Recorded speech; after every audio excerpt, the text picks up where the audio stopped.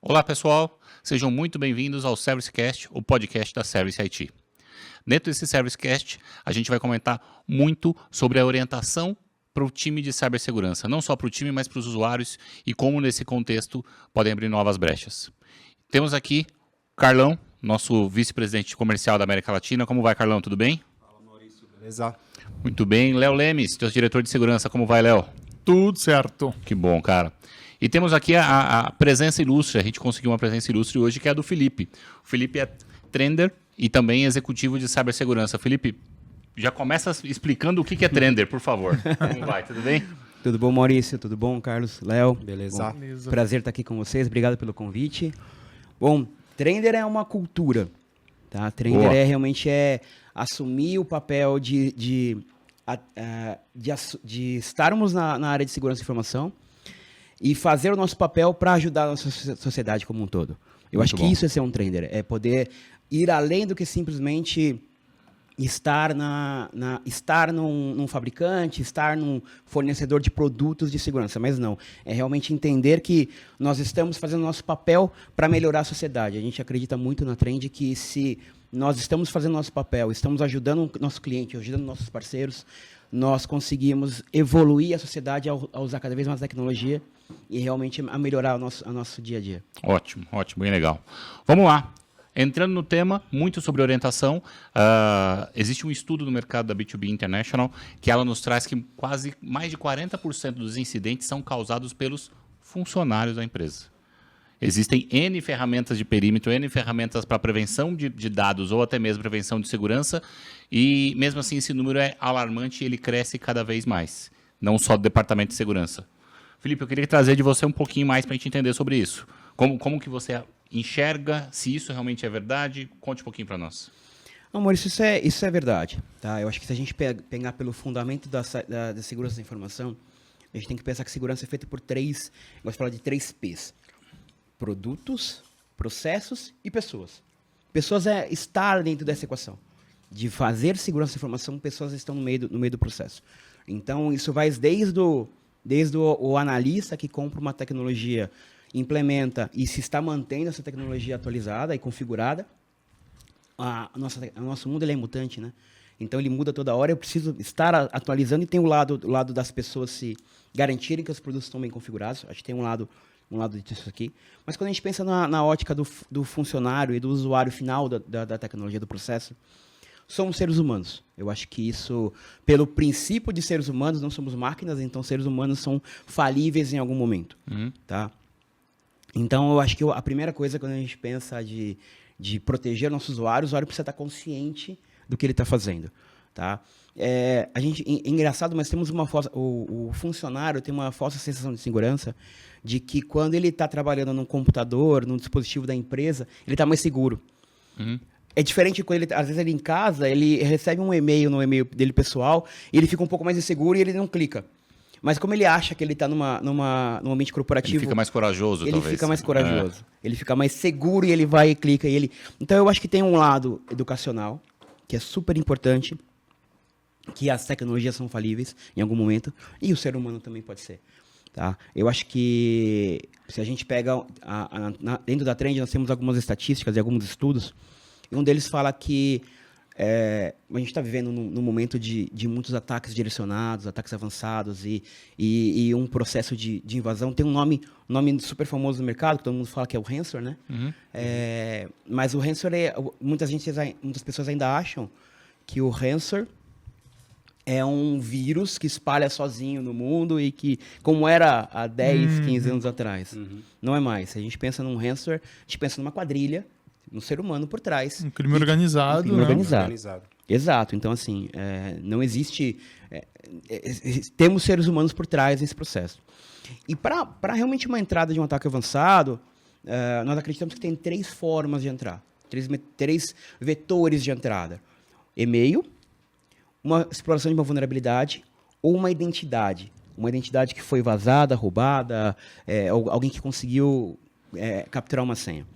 Só que dessas três formas de entrada dentro da rede corporativa, segundo até um próprio estudo da IBM, o Cost of Data Breach é um estudo super bacana que eles soltam todos os anos, 90% dessas entradas são por e-mail. O vetor de ataque é o e-mail. E se o vetor de ataque é o e-mail, mesmo que esse cliente, essa empresa tenha uma solução corporativa de proteção, ele está explorando um fator humano. Porque o e-mail chegou na caixa de entrada do usuário final. Então ele está explorando ali como uma engenharia social, um phishing, um spear phishing. E eu acho que a gente tem um agravante atual, que o advento da inteligência artificial, chat GPT, os ataques estão cada vez mais... Calma aí, Felipe. Calma aí. Avançados. A gente tem que explorar algumas questões aqui. Vamos lá. Felipe traz muito bem a questão do e-mail como um vetor de ataque responsável por uma parcela ainda muito significativa de todos os incidentes. Né? E aí, Maurício, eu acho que a gente tem que olhar para dentro de casa, para a nossa arquitetura de segurança e ver qual é o componente que está fazendo a proteção desse vetor. Por quê? Porque tem muito cliente, tem muita empresa, Felipe, que ela acha que ela está protegida contra essa ameaça que tu mencionaste porque ela tem um sistema anti-spam. Conta para nós um pouquinho do que é proteção de e-mail, o que é o BEC, por exemplo. Isso é super interessante. Quando a gente fala do BEC, tá? O BEC o acrônimo, a gente nem gosta de acrônimo na nossa área, né? É o Business Email Compromise. Basicamente é um e-mail, Léo, totalmente em texto, que o atacante tenta se passar por um usuário. Tá? Normalmente um executivo. Hoje está mais fácil ainda com o ChatGPT, né? Ele consegue fazer esse e-mail, né, com uma naturalidade. Fidedigno, né? Exatamente. E não tem nenhum artefato malicioso durante o e-mail. Porque as tecnologias tradicionais de spam sempre pensam numa URL, num arquivo, numa reputação de IP. Imagina as situações que eu já encontrei, inclusive aqui no nosso país, em alguns clientes, onde um executivo, a senha desse executivo foi vazada por alguma forma, tem N formas de vazar uma credencial, e o atacante consegue logar no e-mail desse executivo e manda um e-mail totalmente em texto, parecido com aquele que aquele executivo mandaria, para a área de compras e pedindo para fazer uma aquisição de um produto, pagar uma nota fiscal, uma transferência de Bitcoin, de criptomoeda. Um golpe comum e bastante eficiente, diga-se de passagem, pelo menos no mercado brasileiro. Né? Exatamente. Deixa eu voltar um ponto que talvez... porque tudo que você está comentando não necessariamente é porque a pessoa quer. Às vezes não há intenção do usuário em compartilhar a senha. Ele pode ter perdido a senha. Ou até mesmo ele tem o crachazinho para entrar naquela sala virtual, e lá dentro ele começa a ter comportamentos diferentes, ou ele já entrou e ele está fazendo as coisas que ele tem que fazer, mas ele não sabe que o que ele está fazendo pode ser um comportamento malicioso. E aí eu queria colocar o Carlão e o Léo aí na conversa, que não tem como saber. E como é que a gente continua esse caminho de educação, né? Porque não é um caminho muito simples de eu vou fazer um treinamento, o cara sabe de tudo e vai embora. Ou ele lê as políticas de compliance quando entra na empresa e está resolvido. Como vocês enxergam isso tudo? Acho que foi bem colocada a questão dos 3 P's, né? E a questão das pessoas, né? Eu tenho a seguinte filosofia, né? O usuário, ele é inocente, né? Mas porque nós, como companhia, acabamos levando ele para um cenário onde ele fica desinteressado. Ele assina uma política quando entra, ele sabe que, claro, ele não pode levar aquele equipamento embora, ele não pode levar nenhum dado da empresa, todas essas coisas ele sabe. Então, estamos partindo que esse usuário ele tem um perfil ético ok, tá? Não estou dizendo de alguém que tem má intenção. Mas essa figura que tem um perfil ético ok, ela é desinteressada, ela é meio inocente. Por quê? Porque ela não entende, não sente e não sofre as consequências quando o comportamento ruim dela causa... Um clique dela traz um ransomware para dentro da empresa, né? Se a gente pensa nos ataques antigamente, era meio que traquinagem os ataques, né? Era para fazer negação de serviço, derrubar rede, derrubar site, né? Pichar site. Isso não existe mais. Vocês falaram bem. São quadrilhas, crime organizado, é gente querendo manchar a reputação, derrubar um negócio, tirar do ar um negócio e, lucrar, por vezes, né? Lucrar com isso, né? Qual é o papel desse usuário? a responsabilidade, talvez essa seja a palavra. Que não, eu quero ele não encontrar. sabe que ele tem responsabilidade nesse contexto. Qual é a talvez. responsabilidade? Então, hoje as ferramentas elas conseguem identificar que foi no e-mail do Léo e foi o Léo que clicou e o ransomware entrou porque o Léo clicou, né? Então a gente tinha todo o ferramental, tinha tudo tal, mas no final do dia o usuário foi lá e causou o problema. O que acontece com esse usuário? Ele não fica nem sabendo que ele parou a empresa toda.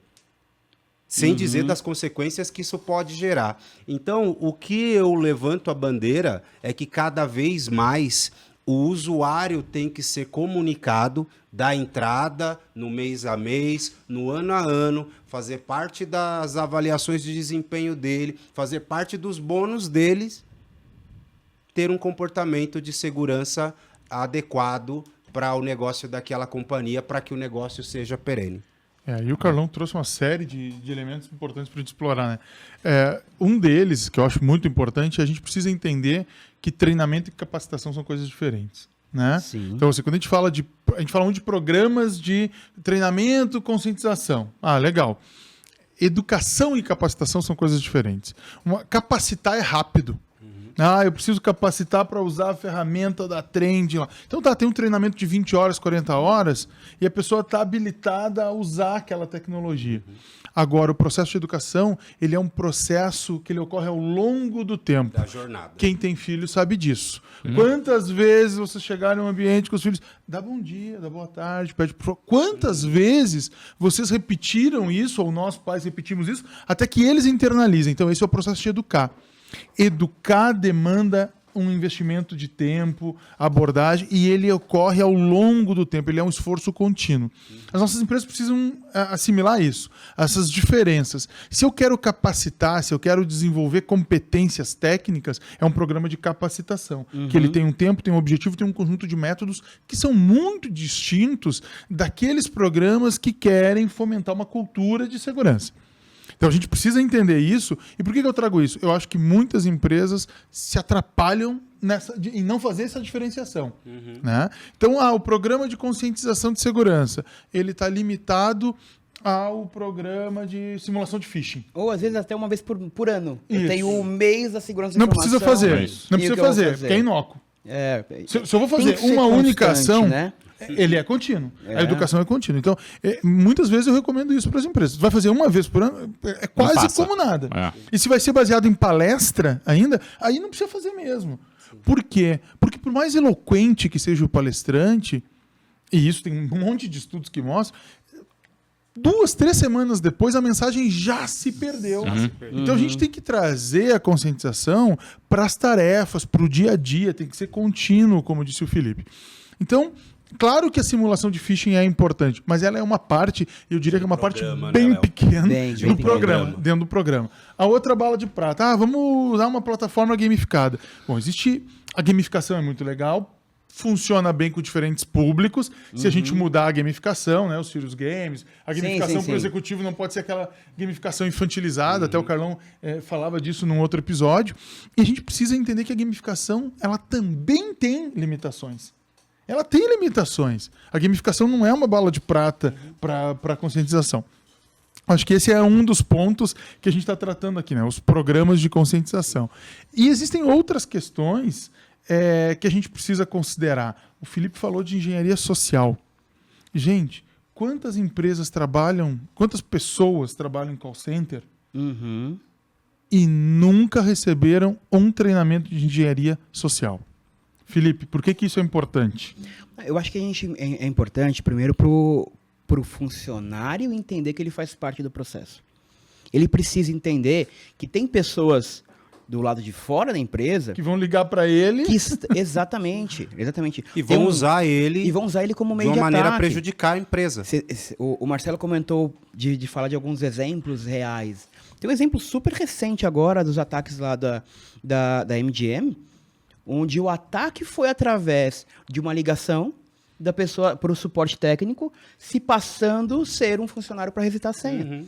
E olha o tamanho do problema que aconteceu lá em Las Vegas agora, tem 2 meses atrás. Foi mais de 15 milhões de dólares, se não me engano. o prejuízo. Felipe, exatamente esse tipo de situação que o Felipe está narrando é um serviço que a gente presta para os nossos clientes.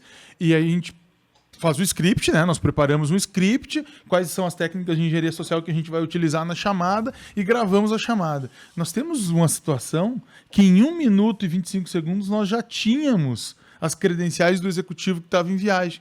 Nós fizemos passar por ele, né, ligando para o call center, criando uma situação de emergência e que precisávamos resetar a senha. Exatamente isso que o Felipe mencionou. E através desse reset de senha, o e-mail do executivo está pronto. Ele pode, por exemplo, mandar pedir uma ordem, pagar alguma coisa, e ali o estrago está feito sem nenhum artefato malicioso. Sim. Não Apenas precisou tecnologia, né? Nem E a tecnologia avança, já avançou tanto, né? A gente provavelmente vai falar de IA novamente aqui, né? É que daqui a pouco, o único lugar onde a gente vai encontrar mais falhas, porque é dinâmico, o comportamento humano é dinâmico, é nas pessoas. Né? Então, cada vez mais as empresas, e aí a gente está falando aqui com CISOs, está falando com técnicos, está falando com, né, representantes de empresas, né, representantes de áreas. Os usuários, né, os profissionais, os funcionários, eles têm que entender que eles fazem parte de uma estratégia para manter o negócio de pé. E a segurança é um pilar fundamental. E é né? por isso que a gente fala muito da abordagem centrada em pessoas. Né? A gente precisa das tecnologias. Nós precisamos dos processos. Agora, a gente tem que ter uma abordagem de segurança centrada em pessoas. Sim. Por isso, tudo que vocês estão trazendo aqui das estatísticas, quantos colaboradores são parte dos incidentes, responsáveis pelos incidentes. E cada vez mais, a coisa da visibilidade, Léo, que você coloca sempre bem, né? Antes era tanta vulnerabilidade, tanta brecha, tanta porta, que nem se olhava para o que o usuário estava fazendo lá. Né? A gente tinha problemas maiores para administrar. Né? Começa a fechar, começa a ter uma série de soluções, né? Começa a ter uma série de... o Zero Trust, né? Uma série de boas práticas. Daqui a pouco o que sobra? Sobra aquilo que não dá para controlar muito bem e que tem que estar educado. Tem que estar educado. Né? Mas eu Então, queria, acho que queria é trazer um ponto importante, né? Pessoas não somos máquinas, nós somos falíveis. E aí eu vou trazer uma experiência pessoal. Eu, em 2018, mais ou menos, eu trabalhava para uma outra empresa, né? Não estava na Trend, mas também era uma empresa internacional, e que eu recebi às 3 horas da manhã um e-mail simulando lá um problema de folha de pagamento. Tá vendo e-mail 3 horas da manhã, gente. 3 horas da manhã, bateu o e-mail, ali eu acordei no susto. E no susto do processo, ser humano, acordei com susto, vi um e-mail, problema de folha de pagamento na hora, eu peguei e encaminhei para o RH. O que está acontecendo? Eu estava ali naquele mês, tinha um boleto meio pesado para pagar. Pesado para pagar. Entendeu? E o comportamento do ser humano é esse. Sim. Por mais treinamento, eu trabalho com cibersegurança há alguns anos, e por mais treinamento, o ser humano é falível. Eu mandei para o RH, pô, e aí, o que aconteceu?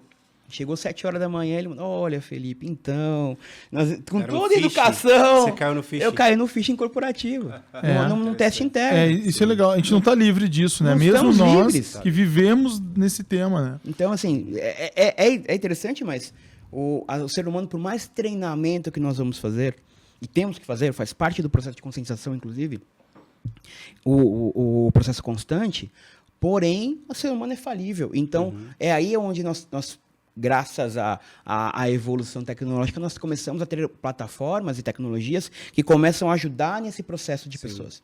Né? Que começam a monitorar, por exemplo, o comportamento de cada usuário, começa a entender como cada um roda no dia a dia lá da corporativa. Então, postura, né? E começa a entender a postura. E qualquer desvio de postura eu tenho que ser alertado. Então, esse usuário, o Felipe, ele mora em São Paulo, ele loga na rede às 7, 8 horas da manhã, 6, 7 horas da noite ele já começa a desligar. Você gera um comportamento, uma noção de comportamento específico. Você começa a trazer um fingerprint para cada, uma assinatura de como esse usuário utiliza a rede corporativa, e se desvia o padrão, eu preciso ser alertado. Eu acho que a gente começa a usar ferramentas, e aí não tem jeito, né?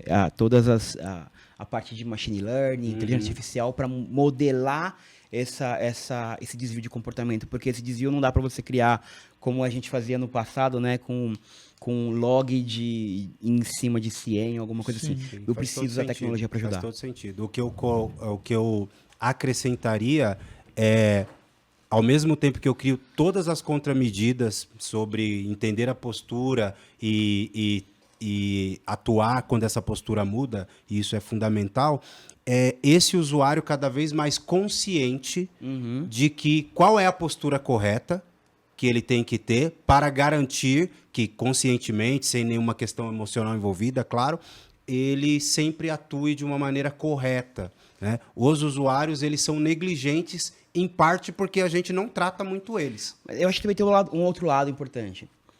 Às vezes nem é só a negligência. Às vezes o usuário sabe. Porque, querendo ou não, desde 2018, quando teve a crise do WannaCry, e saiu no Jornal Nacional um caso de ransomware global, e que foi onde a minha mãe me ligou, na sexta-feira de noite. Olha, filho, eu acho que eu entendi o que você faz. A conscientização começou Precisou a o acontecer. William Bonner explicar para ela, hein? Exatamente o que era um ransomware. Mas isso é interessante, o usuário, às vezes, ele sabe. Muita gente ficou desempregada ali também, né? Eu Precisou sei, explicar por quê, né? eu sei. Mas eu acho que tem um outro lado, que é o medo. A segurança da informação, historicamente, sempre foi aquela área onde era do bloqueio, era da punição, era da que dava bronca, duro. Entendeu? Era que dedo duro pro Olha os chefe. links aqui que você acessou. Exato, sempre foi você falou do acesso à internet, o acesso à internet onde era bloqueado tudo. Sim. Então a segurança da informação sempre foi aquela área onde no final do ano ninguém queria fazer a confraternização, entendeu? Mas eu acho que a gente precisa mudar, e eu acho que em algumas empresas que eu tenho conversado, esse modelo tem mudado.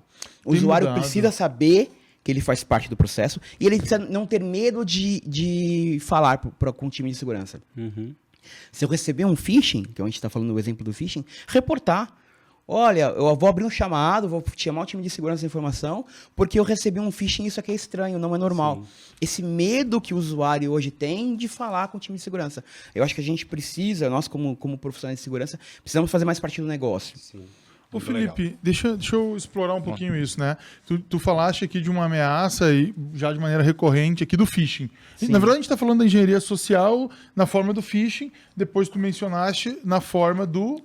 Tem o nome, né? Chama Vishing. Vishing. De né? Voice. Pelo canal de voz, né? Voice. Então, o Voice, né?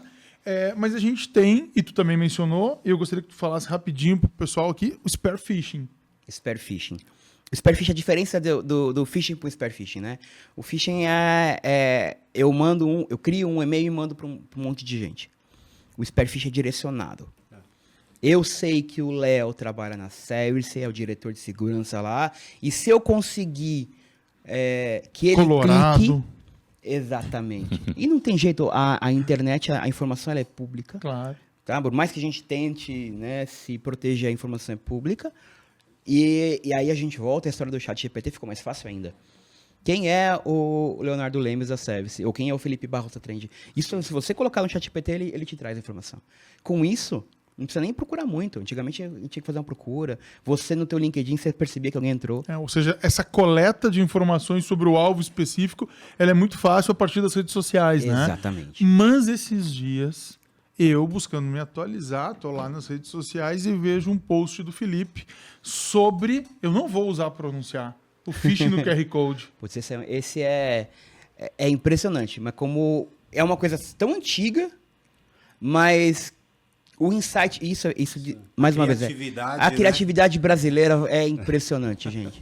A criatividade brasileira é impressionante. Por quê? Porque pegar um URL e transformar numa imagem de QR Code, isso a gente já usa há muitos anos. Tá? Porém, as tecnologias de anti-spam validam o URL como? Como um URL, como um link. E se eu transformar o link para um QR Code e mandar um e-mail para o Spear Phishing? Olha que legal. Olha aí, Carlão. Entendeu? Muito bom. Não, e assim, é uma coisa que teoricamente... o usuário adora, né? Não, e não é nada novo, não é nenhum gênio. Deixa eu ver o que é isso aqui, nem ler. E um QR Code. E sabe o que é o pior? O QR Code, onde ele vai acessar? Sim. No mobile. quantas empresas conseguiram colocar alguma tecnologia de proteção para o mobile? Sim, muito pouco. Entendeu? Não conseguiram colocar as tecnologias de proteção, mas estão dando acesso às informações da empresa Estão a ali. partir do dispositivo móvel. É, a gente está falando bastante de educação aqui, mas eu não sei, eu queria trazer a experiência de vocês do mercado para essa educação. É importante fazer educação, é importante conversar, é importante educar, como o Léo comentou, mas a realidade do mercado já é essa? Ou o mercado continua comprando ferramentas, querendo colocar mais proteção possível e deixando o usuário de lado? Eu vou pedir a palavra. Por favor. Eu acho que a gente... cada um pode ter os seus argumentos, mas eu gosto dos fatos. Eu gosto dos fatos porque eles vão derrubando alguns argumentos, principalmente quando são inconsistentes. Né? Quantos heads de conscientização e segurança, quantos diretores focados em Cybersecurity Awareness nós temos nas empresas brasileiras e compara isso com o exterior? Isso é uma mensagem muito clara do quanto as empresas brasileiras valorizam esse tema que a gente está trazendo aqui. Então, pode vir alguém aqui com um discurso, olha, não, porque eu adquiri a plataforma tal, porque eu faço phishing, porque eu não sei o quê. Legal. Tudo isso é importante, tudo isso faz parte. Seria melhor se estivesse dentro de uma estratégia e alguém zelando por essa estratégia. E aí a gente pode comparar quantos heads, quantos líderes, né, de conscientização as nossas empresas brasileiras têm e vamos olhar essa prática no mercado europeu, por exemplo, no mercado norte-americano. Eu acho que esse é um indicador que mostra.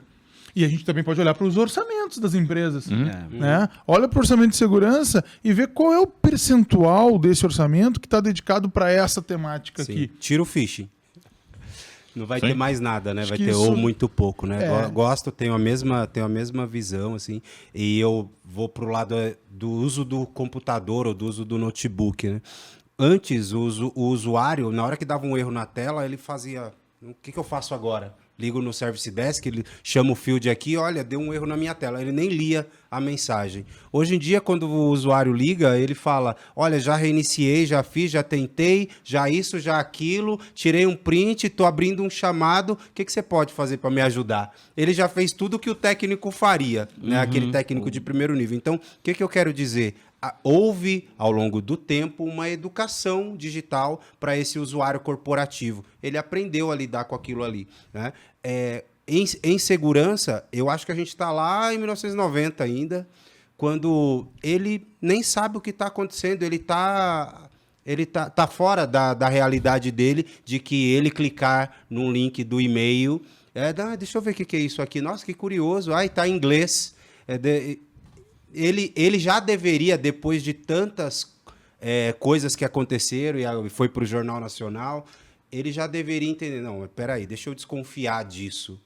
Esse comportamento o usuário não tem porque a gente não trata isso. Não trata, né, nessa linha de ter um investimento, de ter uma coisa mais contínua de educação em relação à segurança da informação. Isso é muito grave para os negócios, né? É um risco muito grave para os negócios.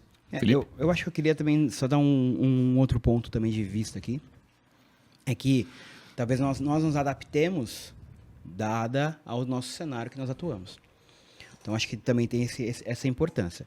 O nosso cenário de segurança da informação brasileira, ele é caótico. Ele é caótico. O nível de ataque e de maturidade que o nosso cybercrime brasileiro tem, não tem lugar nenhum. Bom. Não tem lugar nenhum. Tá? E isso, assim, enquanto... Golpe do boleto. Não, golpe do boleto. O boleto já é algo que ninguém existe. O boleto é nosso, né? Golpe do Pix. Claro.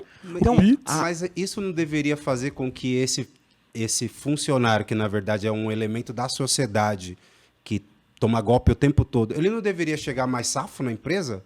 Isso que não entra na minha cabeça. Mas aí você começou a julgar o comportamento humano, e o comportamento humano pode ser visto de várias maneiras diferentes, né? Mas eu acho que o grande ponto é que nós não temos um orçamento infinito que o americano ou que o europeu tem para segurança. Né? E o nosso cenário de segurança ele é muito mais caótico. Sim. Então, às vezes, a cartilha não está pronta.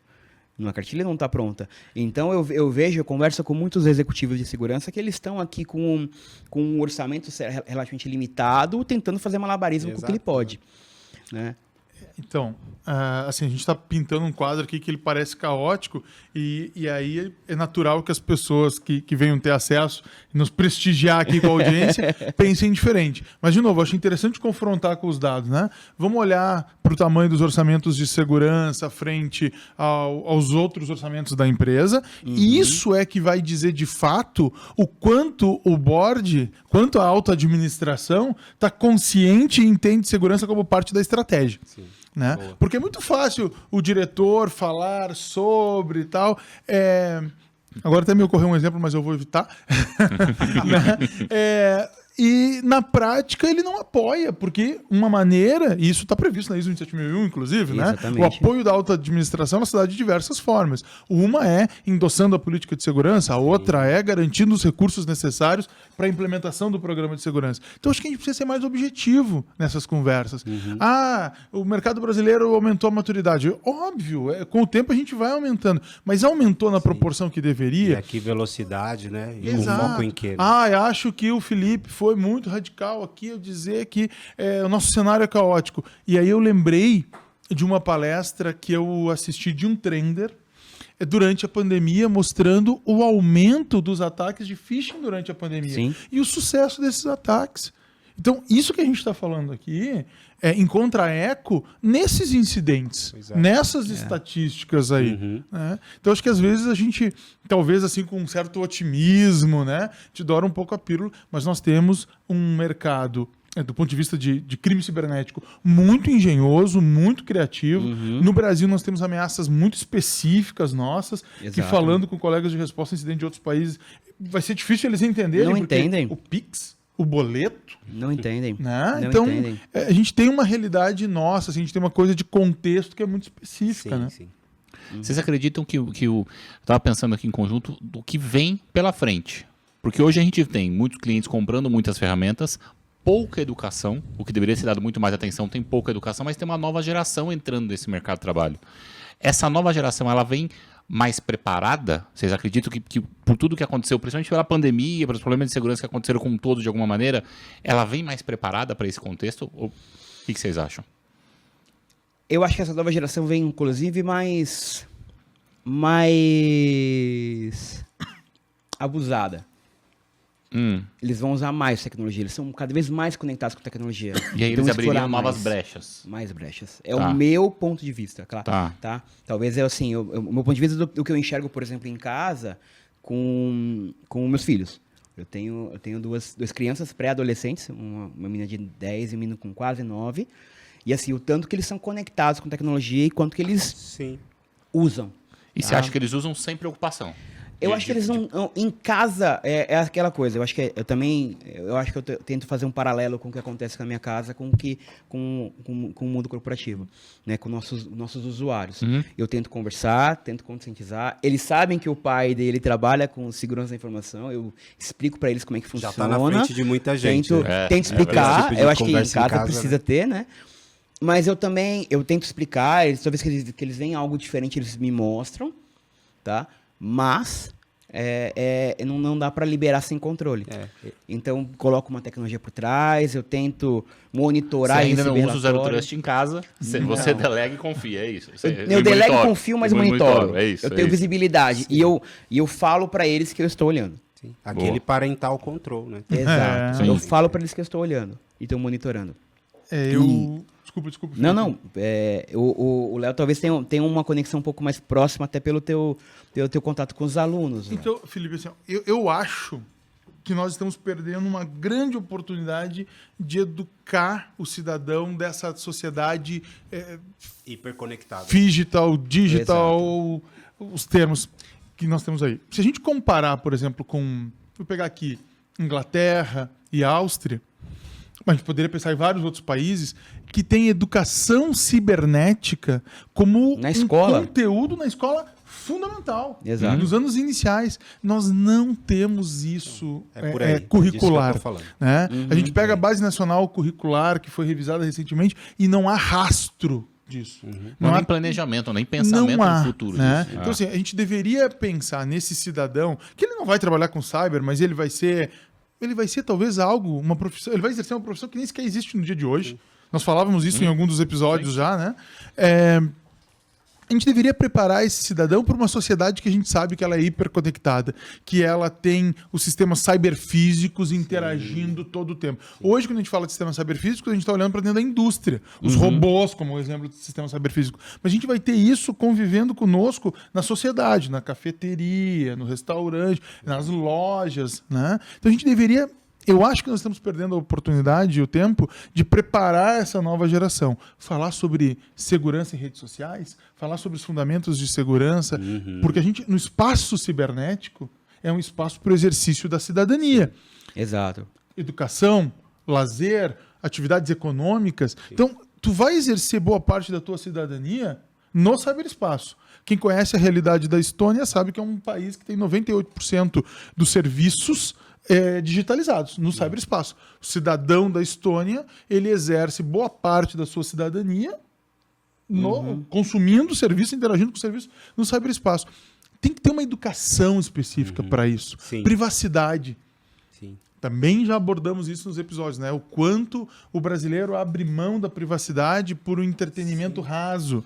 Então, eu entendo que a gente deveria... Isso é educação também. Isso é educação. Ele nem tem consciência de que ele está entregando, né, Isso aí, alguns elementos chaves que vão dar abertura para a vida dele toda, Sim. né, Exato. naquele checkbox que ele marca ali. Então, é muito nessa linha. Se essa educação de base acontece, esse cidadão entra numa empresa como um profissional pouco mais consciente. E o que a gente está entrando, Carlos? A gente está entrando... A nossa sociedade é hiperconectada. Tá? Acho que qualquer estatística que a gente vê de... O brasileiro é o primeiro a adotar as primeiras plataformas de redes sociais do mundo. Assim, nós praticamente dominamos boa parte da internet. Isso em rede social, isso em jogos online. Nós Tempo de conexão. Exato, muito consumidores de tecnologia. E ao contraponto, quase nenhuma maturidade de segurança. Exato. Então, é esse jovem que daqui a pouco vai entrar nos primeiros empregos e vão ser os nossos próximos usuários. Exatamente. E aí esse é o ponto que eu coloco do meu receio do que vai vir daqui pela frente. Talvez a gente venha com novos ataques e novas formas de entrar na empresa que a gente talvez nem tenha mapeado. A linha do Léo foi muito boa, de educação de base, né? E aí é onde eu digo, né? Essa educação de base acontecendo, não acontecendo, aliás, vou por ponto do Felipe, tenho a mesma preocupação que ele. Esse usuário agora domina muito mais tecnologia, né? Porque antigamente ele tinha medo até de tocar. Antigamente, quando dava um erro na tela... Hoje o usuário sabe que é VPN. O usuário... É? O usuário, Reditor, eles sabem. hoje, comparado Se ao que duvidar, foi, põe na, VPN aí. que foi na nossa época, né? A facilidade como os apps funcionam no celular deu para esse usuário uma educação digital que ele acha que ele pode fazer qualquer coisa, que ele não precisa mais do especialista. Isso está ficando difuso também, tá? Isso está ficando difuso, né? Mas a segurança, ela vem tão lentamente que dá medo. E nesse contexto, a maneira como educar esse usuário, eu acho que o Léo tocou bastante nisso, como vai fazer com que ele entenda tudo isso.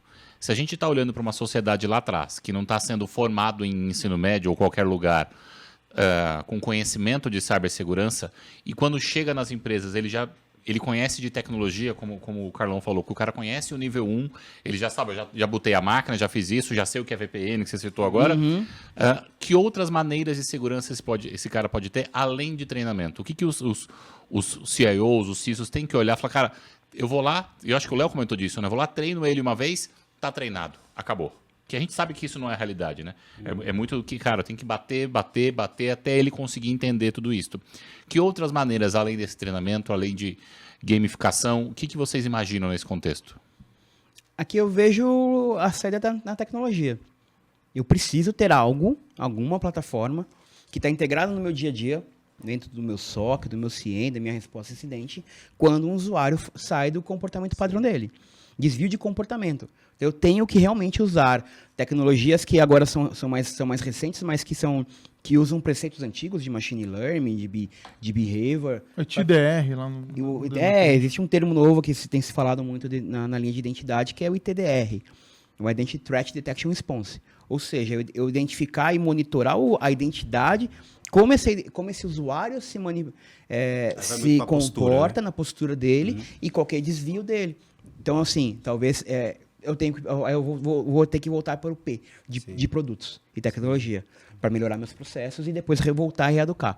Então, se esse usuário, e aí eu concordo com o Carlos, se esse usuário sai do comportamento, eu tenho que ter um time de resposta a incidente a entender essa mudança de comportamento e falar com esse usuário. Eu acho que a gente também... Eu acho que tem que dar o feedback, conversar com ele. Eu acho que o grande ponto é que a gente precisa... Claro, tem usuários que têm um comportamento malicioso porque eles querem? Tem.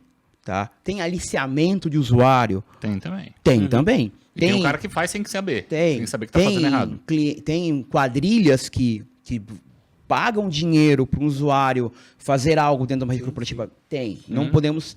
Não, Espionagem industrial é coisa de filme? Não é. No Brasil acontece muito. Não podemos ser puritanos a esse ponto. Porque a grande maioria da porcentagem desses usuários, eles estão fazendo por erro humano mesmo, ou por imperícia, por falta de conhecimento. Sim. Mas a gente precisa realmente criar o nosso processo interno com ferramentas que monitoram isso para eu tentar melhorar esse problema. E nessa questão das tecnologias que o Felipe menciona, o Felipe estava falando e eu estava lembrando de uma imagem, de um desenho que a Trend tem do portfólio. Né? Então, qual é o tamanho da minha superfície de ataque interna, externa? Eu tenho e-mail. Então, tá. Como que tu está protegendo o e-mail, que o Felipe já falou aqui, que é o vetor de ataque? Não vai ser com anti-spam. O Felipe também já falou disso. Não é o anti-spam que tecnologias mais avançadas que vai te proteger dos ataques que o Felipe mencionou. Então, eu enderecei de alguma maneira o e-mail. Cloud. Eu estou na cloud? Então tá. Como que eu vou endereçar a cloud? Né? O dispositivo móvel. Os meus executivos, a minha força de venda usa dispositivos móveis?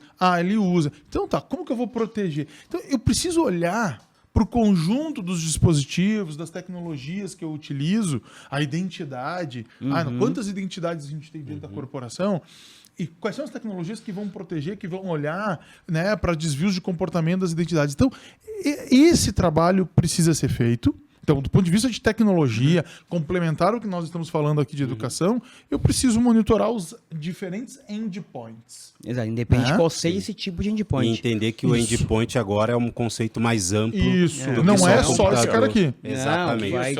Vai do celular. Um outro endpoint? Sim. Bom, eu já vi casos, né, de infecção que o cara consegue por aqui. Nos dispositivos, como a TV, os eletrodomésticos, enfim. Então, tem um vídeo no YouTube muito interessante da cafeteira que foi hackeada. Né, o atacante começa a mandar mensagens pro display da cafeteira. A cafeteira parece que foi possuída pelo demônio. Maravilhoso. Não, eu já vi uma impressora. Vou explorar a resposta com o P de processos. Né?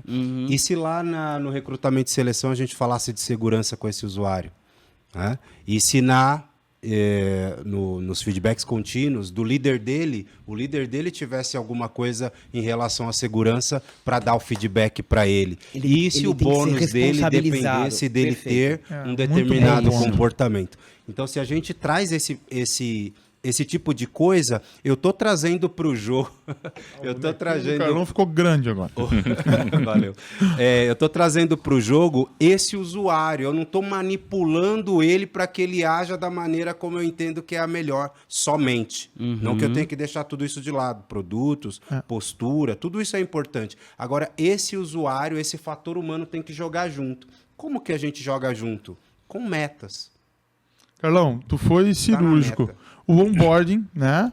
Quando o colaborador entra dentro da organização, por mais tímida, por mais incipiente que seja a ação, depois tu vai evoluindo a maturidade dessa ação. É assim na nossa empresa, é assim na Service.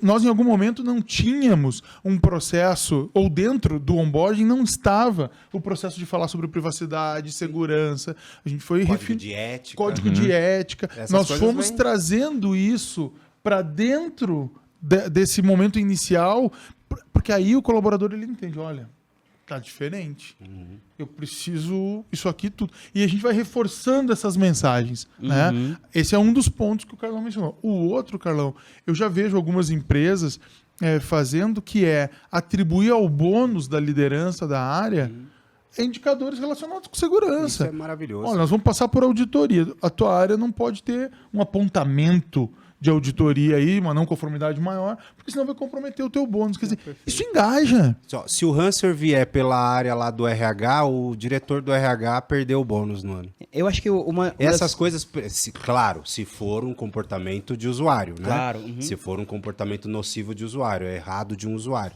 Né? Se for tecnologia, não, né? Explorou uma vulnerabilidade, Claro, ninguém tem acontece. culpa. Agora, se for usuário, Mais ou essas coisas menos. precisam começar a Tem gente chegar. que tem culpa nesse processo de uma vulnerabilidade. A responsabilidade por se resolver uma vulnerabilidade também tem o dono. É o dono daquela aplicação, é o dono da Sim, aí infraestrutura. vai para o time de TI. Exato, o time de TI aplicação. também tem essa responsabilidade. Que aí eu acho que uma das coisas que... Como é que é feito a medição de responsabilidade? Se a gente volta nas companhias, por mais tecnologia que ultimamente eles têm colocado, quando a gente volta para falar de métricas e medíveis, é uma planilha de mapa de calor. Isso ainda, o mapa de calor é uma coisa estática, feito por alguém da auditoria, alguém do compliance, que foi feito no começo do ano e que não é mutável. Sim, não é vivo, né? Exato. Isso é uma coisa que a gente vem conversando muito nos nossos clientes. Tá? Primeiro, E o que dá para usar no lugar? hoje, o grande foco da Trend Micro hoje de criação de plataforma é: eu tenho uma plataforma de proteção, que é o que a gente faz, ali é liderança em XDI, esse tipo de coisa, mas eu consegui fazer cálculo de risco. E nesse cálculo de risco, que é um cálculo de risco totalmente vivo na minha companhia, então quanto mais monitoramento eu tenho, quanto mais recursos eu tenho, e a gente não está falando que o cara tem que ser 100% de produto Trend, não, estamos falando de conexão com terceiros também, e verificar vetores de ataque terceiros, mas eu dei na mão do executivo um número, comparado com ele e comparado com a indústria. E comparado com... Exato. E aí, com esse número, eu consigo responsabilizar cada responsável. Isso eu tenho um cliente que eu acompanho bem de perto sobre isso, que ele conseguiu, no ano passado, criar dentro do PLR dos executivos uma métrica pequenininha de segurança, mas ele conseguiu colocar. Então, para ter o PLR do final do ano, ele tem lá uma métrica de segurança. Isso foi o ano passado, ele conseguiu essa aprovação dentro do board. Muito legal. Nesse ano, só que como é que ele media? Ele não tinha como medir. E aí, como é que ele está medindo? Ele está medindo com a plataforma Trend. Então, ele colocou o risco dele, ele consegue delegar o risco para cada área, e se ele não chegar na meta que foi estabelecida no começo do ano, aquele executivo, o que consequentemente vai descer para a área toda, não vai ter o bônus dele. Isso é bem importante. Acho que por aí a gente traz esse usuário para o jogo. Exato. Né? Junto com a Exato. segurança, né? Com a filosofia de segurança, né? Que é no frigir dos ovos, é o que eu quero trazer aqui. Falta essa filosofia, não há essa filosofia. Segurança é aquele pessoal, os homens de preto lá, né? Não mexe com eles, que senão eles vão ver o que você estava navegando. Né? Ainda é um pouco disso, entende? E não pode ser isso. Isso está derrubando negócios, acabando com imagens de empresa, né? Com reputações, né? Fazendo empresas perderem dinheiro. Então, isso é muito sério. Isso é interessante. Tem que ser tratado com a seriedade. Isso tem um impacto na sociedade. O que a gente precisa falar muito, eu acho, sobre isso o quanto que a segurança cibernética ela tem um impacto para a sociedade. Legal, então, não é raro incidentes de segurança em uma determinada empresa, por exemplo, as grandes empresas do setor, e isso alterar o valor de commodities no mercado 24 horas depois. Sim. Né? Empresas de... Não, se a gente pensa, para mim o exemplo, que foi um exemplo que eu vivenciei, é um hospital. Que se um hospital tem um problema cibernético, por um ransomware, alguma lembrado. coisa, a gente não tá, são vidas que se perdem. São vidas Teve um incidente que eu atuei num cliente, onde a semana onde esse hospital ficou parado por conta de um ransomware, aumentou em 40% a mortalidade desse hospital. Esse é o ponto. Quando o Léo comenta... Impacto na sociedade. Isso a gente pode estender para qualquer empresa que a gente está falando. E tudo vai para tecnologia, né? Inclusive no hospital. Né? Aquela enfermeira, ela tá com um tablet agora. ministrando Sessão do medicação. prontuário. Uma do farmácia paciente. sem entregar Prontuário de remédio. eletrônico. Uma né? farmácia sem entregar remédio. Então é bem Nós tivemos importante. esse ano o caso de um hospital norte-americano que fechou as portas. Ele foi vítima de ransomware, acho que 2 anos atrás. E os acionistas, enfim, os investidores, entenderam que o hospital ainda não havia se recuperado do incidente, que os custos já haviam o custo do incidente, né, já havia superado todos os limites. Eles optaram por fechar o hospital. Isso é um evento que aconteceu esse ano, do fechamento. O incidente foi 2 anos atrás. Eu acho que é importante a gente trazer estatísticas sérias e mais localizadas possíveis, né? O que acaba acontecendo é que muitas vezes as pesquisas mais robustas, elas se baseiam no mercado com uma maturidade diferente, né? O mercado americano, o mercado europeu. O Felipe citou a IBM aqui. A IBM tem um estudo na América Latina em que eles estimaram o custo de um vazamento de dados, o custo médio de um vazamento de dados para a empresa da América Latina. $1.600.000. Dólares. $1.600.000. Por incidente. Por incidente. Sem incidente. dizer o que se perde com a questão da imagem, né? Da marca. Isso. Isso Então, é o pra custo frente, tangível, né? né? A gente não tá falando exato. do Tu intangível. tem os custos tangíveis, tu tens os custos intangíveis, tu tem o fato de uma empresa, maior empresa global do setor, e aí escolhe um setor aí, beneficiamento de alumínio. Ela foi invadida, teve um ataque de ransomware. Aqui eu tô falando de um caso real, né? E parou planta em 20, 30 países no mundo. O valor do alumínio no dia seguinte Afetado. foi afetado. É. Né? A Então é gente disso teve que a gente está empresa falando. do retail grande aqui fechando porta física. Né? Isso aí. A gente teve e-commerce gigante aqui parando. Tive um laboratório. Laboratório, onde o foco é dado de médico. É dado de exame. Segurança. Um laboratório para que laboratório para todo o hospital. Exato, e que as culturas ali são em horas, né? Qualquer coisa perde a cultura, perdeu o resultado do exame, né? Então, assim, é esse nível de seriedade que tem que ser trazido para o funcionário quando ele entra e, de preferência, que a sociedade tenha feito com ele algum tipo de educação de base, algum tipo de orientação, para que ele chegue minimamente, né? Ele não dá bom dia, ele não é educado, ele não se veste com dress code. Segurança também é algo intrínseco. Lógico, vou treinar tudo sempre, mas é intrínseco também. E tem sido uma coisa negligenciada. Acho que, Carlos, aconteceu uma situação interessante nos últimos anos, né, que acho que é legal ser citada. Primeiro, acho que a pandemia que nós vivemos, né, infelizmente, depois de tudo que aconteceu, acelerou absurdamente a transformação digital. Sim. Que era algo que a gente já falava. Se tornou mais tangível para todo mundo assim, em qualquer ou você- caminho da sociedade. Virou questão ou de você sobrevivência. transforma, É isso. né? Ou você transforma, ou você melhora, ou você vai para a nuvem, ou você melhora seus processos, Ou morre. Foi assim, isso aconteceu. Tá? Isso foi um fato. E nossa sociedade ficou cada vez mais dependente da tecnologia. Então, nós em casa, sem os aplicativos de comida, de mercado, a gente Não tinha como comer. não tinha como comer. Tá? Então, assim, acelerou absurdamente ali. E aí, nos últimos 3 anos, existe um relatório do Fórum Econômico Mundial, não sei se vocês já tiveram a oportunidade de ver, mas esse relatório eles soltam todos os anos quais são os riscos para a sociedade. Estamos nem falando de segurança, mas quais são os riscos que vai desde uma pandemia, Riscos econômicos, naturais. desastres naturais, econômicos, guerra e esse tipo de coisa. Tá? Geopolíticos. E nos últimos 3 anos, um dos riscos mais importantes ali, que é destaque, é a cibersegurança. A nossa dependência... Começa a vir, né? Entendeu? E essa conversa do Fórum Econômico Mundial é uma conversa que reverbera em toda diretoria, em todo conselho. E isso é interessante, né? Isso é importante a gente pegar e tentar marcar aqui para a nossa audiência. A segurança cibernética, ela deveria fazer parte da estratégia de qualquer negócio. Exato.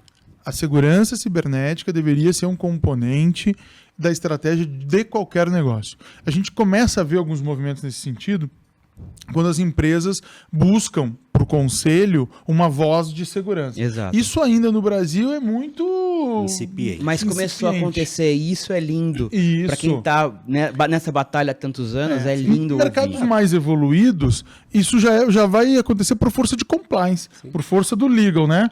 Vai ter legislação para isso. Sim. No Brasil a gente ainda não tem, mas a gente começa a ver... LGPD encheu de DPO por aí, Isso. por exemplo. A gente Verdade. começa a ver esses atores dentro dos conselhos de administração. Mas a gente precisa ver segurança cibernética como parte da estratégia das organizações. Então, estou pensando numa estratégia para produto, tu falaste de comércio eletrônico, falaste de produtos digitais, segurança tem que estar lá. E está tudo pronto para isso acontecer, né? Basta lembrar que a gente tem frameworks, a gente tem práticas como o Security by Design, que estão aí para isso. Né? Olha, vai lançar um novo produto, vai lançar um novo serviço, vai pensar um produto e um serviço, já vamos pensar segurança agora. Não vamos esperar lançar o produto, acontecer um incidente, para aí a gente pensar segurança. Isso é muito mais caro, inclusive. Então, os executivos, os empresários, né, os donos de negócio, deveriam considerar a segurança desde o momento zero, desde a concepção de produtos e serviços. Né? E aí entra no contexto de treinamento e eu acho que muito do que o Carlão falou é estabelecer a cultura. A cultura do dia a dia que ela vai ser importante. Não é um treinamento e acabou. É o dia a dia, entra em metas, entra em cobrança, entra nesse dia a dia como um todo. Eu acho que o nosso executivo de segurança brasileiro, ele está passando por uma transformação muito bacana. Ele está saindo de falar techniquez e começando a sentar na mesa da diretoria. Começando a falar de negócio. E eu conheço vários exemplos aqui de amigos que estão conseguindo fazer isso. Esse movimento. Está conseguindo parar de falar de criptografia técnica. Esse conhecimento ele não pode perder. Claro. Tá? Senão... Ele é basal, né, para as tomadas de decisão. Né? Mas transformar esse conhecimento técnico numa linguagem de negócio. E começa a falar. E aí a melhor forma de falar isso é através de risco. Risco é uma linguagem que o executivo conhece. Isso. Firewall e VPN, infelizmente, Ele não sabe, é isso. Entendeu? Qual é o risco de eu não atualizar uma vulnerabilidade? Qual é o risco de eu não tratar um mau comportamento do usuário? Qual é o risco? E monitorar. Risco é algo que também tem que ser tangível. Tem que ter, e aí eu volto ao que o Léo está falando. Nós temos já métricas prontas para cálculo de risco. Tá? O Claro. NIST é um deles. A gente criou um framework muito bacana de cálculo de risco, matemático. Quantitativo, né? Quantitativo. Não é um risco A, B, C daqui. É. Eu realmente é quantitativo. Se eu tô risco 0 ou risco 100. E essa linguagem é a linguagem que o executivo quer ouvir. Sim. Esse indicador o executivo trata, né? E aí, Exato. a coisa melhor. Muito bom. Gente, eu acho que a gente chega ao fim. Antes de chegar ao nosso quadro, vocês têm mais algum comentário? Podemos seguir? Exploramos bem. Então, legal, pessoal. Vamos agora para o nosso quadro TBTech.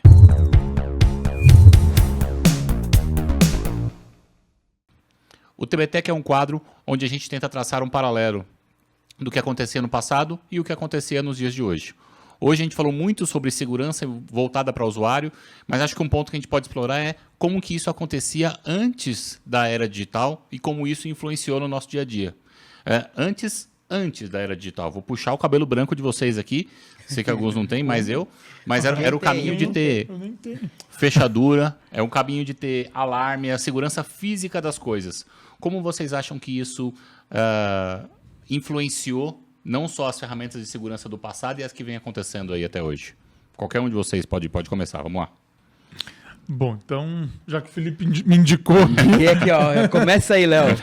Puxa. acho que a mudança ela é gigantesca, né? E a gente poderia analisar essa mudança de diferentes perspectivas. Eu vou ficar no papel do CISO aqui. Eu acho que as lideranças de segurança no passado nem sequer existiam. Não existia essa força, né? Aí, a partir de algum momento, começou a existir a necessidade de tu ter um líder da estratégia de segurança.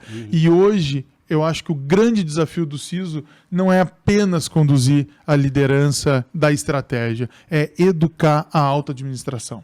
Se ele não se enxergar como esse elemento responsável, se isso não tiver na responsabilidade dele, né, comparecer nas reuniões da diretoria, educar a diretoria para a segurança, ele não vai atingir o objetivo e vai ficar aquela visão de que eu já investi o suficiente em segurança, de que eu já já tratei os riscos. Então, num passado mais distante, nós nem sequer uma liderança de segurança tínhamos. Recentemente se viu essa necessidade, embora muitas empresas brasileiras ainda não possuam e concentrem essa função no diretor de TI ou qualquer coisa desse tipo, né? E muitos deles nem sequer têm a mínima condição técnica ou de gestão mesmo para isso, né? Mas agora nós também temos uma parcela significativa das empresas com esse papel. E esse papel já está em transformação. E eu acho que o grande desafio é ele entender que ele precisa educar a alta administração. Perfeito. Eu tenho um executivo que, sem citar nomes para não ser injusto, mas eu tenho um executivo que eu acompanho bastante a carreira dele há muitos anos e que ele me comentou que, né, há algum tempo atrás, ele tem uma reunião executiva a cada 15 dias com o conselheiro e tem uma conselheira dessa empresa que ela é focada em cibersegurança. Para mim, quando ele me contou isso, ele me contou esse ano, para mim é um motivo de orgulho. Muito legal. Tá? Nós, como profissionais de segurança, conseguirmos chegar nesse patamar de conversa. Que eu voltando para no passado, a nossa interação de cibersegurança era um analista de redes, de TI, que falava que era liderado por um coordenador de redes, um coordenador de TI. Sim, ele só cuidava do firewall. Tava lá no Exato, Firewall o Firewall e deu, antivírus né? também era esse era o mundo de esse era o mundo de segurança, Era né? muito mais simples. Era mais fácil. Era mais Chamavam fácil, ele mais na hora de fácil. recompilar o kernel também, o servidor. Era um vírus que mudava uma vez por mês. Atualizar né? a datezinha e tava tudo certo. É isso aí. Exatamente. exatamente. Então, assim, eu acho que é motivo de orgulho para a nossa carreira, para a nossa profissão, os nossos executivos conseguirem chegar nesse nível de conversa e de interação com o conselheiro e moral também, né, dentro da empresa. Sim, é verdade. O Léo falou do CISO, né? E faço paralelo com o CIO, né? O CIO também teve, né? E ainda tem, mas acho que já melhorou muito, uma jornada de falar negócio, né? Mas acho que o que está na vantagem para o CIO? Os negócios hoje são baseados em tecnologia. Seja lá qual for o negócio, por mais que ele seja industrial, fabril, ele vai ter um SAP lá. Exato. Ele vai ter, né, um RP, ele vai ter ele vai ter um data lake agora, né, porque precisa do BI. Ele vai ter uma mensageria digital. Ele vai ter seja canais digitais, Microsoft, ele vai Google. ter e-commerce. Então, assim, a tecnologia é uma forma de fazer o negócio avançar, crescer. Então, o CIO cada vez mais está na mesa, né, do conselho, está na mesa da diretoria para tomada de decisão, né? E a segurança ela veio muito depois, né? Nesse sentido, né? Eu Acabou acredito vindo muito na depois, evolução né? da maturidade de segurança, Carlos. Ela é feita de 3 formas. No amor, na dor ou no compliance. Muito bom. É isso. Muito bom. E é um fato. E eu acho que o porquê que a gente começou, infelizmente, a gente aqui no Brasil, a gente vai sempre muito mais no amor e no compliance. Na dor ou no compliance. O porquê que começou esse CISO chegar nessas cadeiras? Porque, infelizmente, nos últimos anos, nós tivemos muitos ataques à rede cibernética. Muitos e impactos, que geraram né? impactos de negócio. Reais, né? É disso que a gente está falando aqui. E aí, indo no tema do quadro, antigamente era só questões físicas, né? Então era o crachá, era, né, o cadeado e tal. É aquela coisa do brasileiro, só depois que arromba a porta é que vai por a segurança, né?